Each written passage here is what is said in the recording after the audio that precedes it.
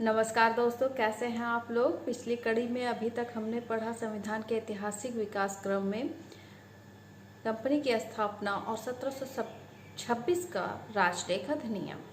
अब हम पढ़ेंगे 1765 से लेकर के 1858 के मध्य कौन कौन से एक्ट पारित हुए और इसकी आवश्यकता क्यों पड़ी। कंपनी को प्रशासित करने के लिए समयानुसार और ब्रिटिश सरकार ने समय समय पर ये एक्ट पारित किए। जब बंगाल, बिहार, उड़ीसा पर प्रशासन राजलेख के माध्यम से मिल गया तो कंपनी के निदेशकों द्वारा भारतीयों का शोषण किया जाने लगा। कंपनी के सदस्यों का उद्देश्य अधिक से अधिक धन लूटना हो गया। वहीं दूसरी तरफ कंपनी का व्यापार घाटे में जा रहा था। से ऋण लेने की आवश्यकता पड़ गई और कंपनी से अवकाश प्राप्त जो पदाधिकारी थे वो धनाढ्य होते जा रहे थे।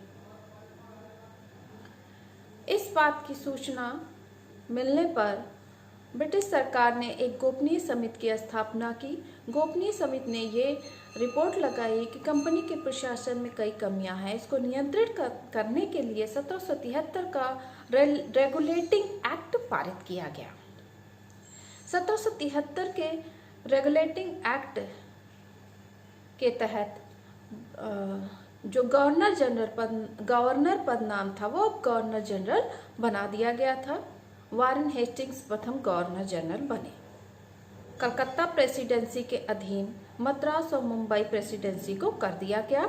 1773 के रेगुलेटिंग एक्ट के तहत ही 1774 में एक सुप्रीम कोर्ट की स्थापना करी गई। 1774 में एक सुप्रीम कोर्ट की स्थापना की गई, जिसमें एक मुख्य न्यायाधीश और 3 अन्य न्यायाधीश थे। मुख्य न्यायाधीश का नाम सर एलिजा इम्पे था और 3 अन्य जो थे उनका नाम चैम्बर्स, हाइट और लेमेस्टर था।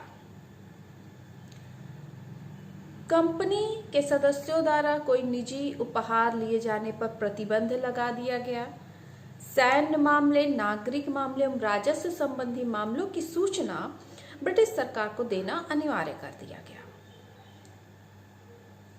1784 इसके बाद आता है 1781 का एक्ट ऑफ सेटलमेंट।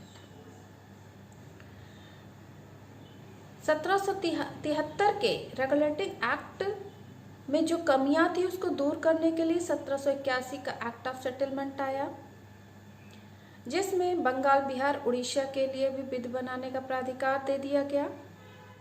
इसके बाद आता है 1784 का पिट्स इंडिया एक्ट। इसके तहत दोहरी प्रशासन प्रक्रिया को अपनाया गया।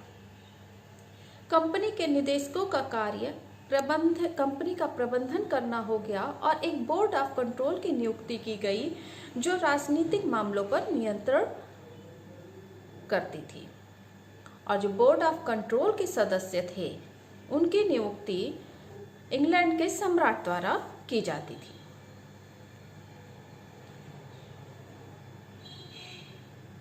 इसके बाद हम 1813 का राजलेख, 1833 का राजलेख अधिनियम